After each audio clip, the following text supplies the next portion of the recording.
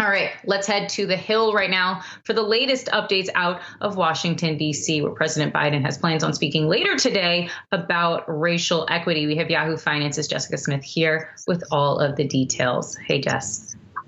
Hey, Kristen. Yeah, in just about an hour, we are set to hear from President Biden as he outlines his plan for racial equity and several executive actions that he is taking today. Right now, the White House press secretary is talking to reporters about these actions, and the White House says that Biden is going to direct the Department of Justice not to renew any contracts with private prisons. He's also going to direct HUD to examine past regulatory actions that have had discriminatory impacts and mandate that HUD promotes fair housing policies.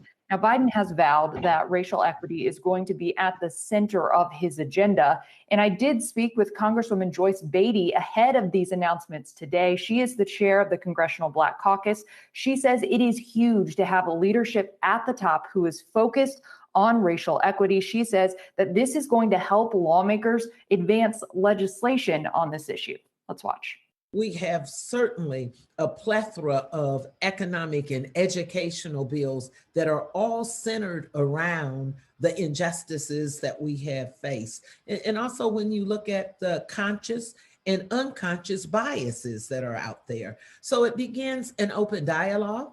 It gives us not only hope, but progress, because this is something that we've been fighting for. And now to be able to have it as a reality, because the president is putting racial justice and equity in every cabinet, in every agency.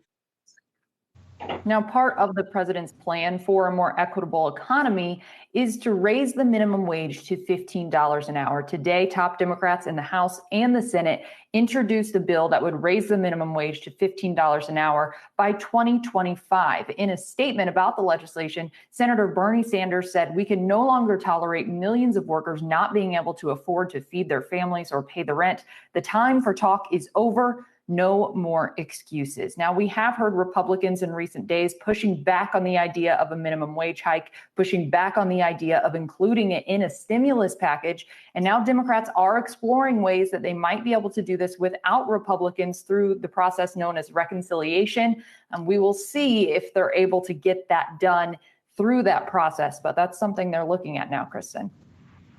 Jess, I can't let you go, especially since we're having a conversation about money, without talking about the $20 bill. And I've been seeing some mock-ups of Harriet Tubman on the 20. What's going on there? How soon might we see Harriet Tubman on our 20s?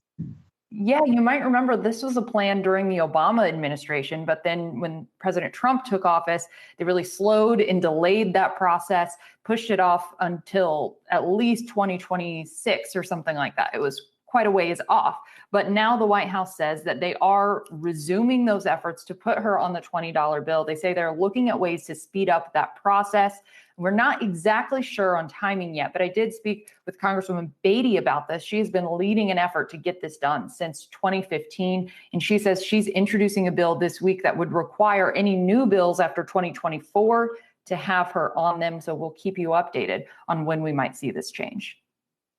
It will be all about the Tubmans. I could not resist making that pun. Thank you so much, Jess Smith.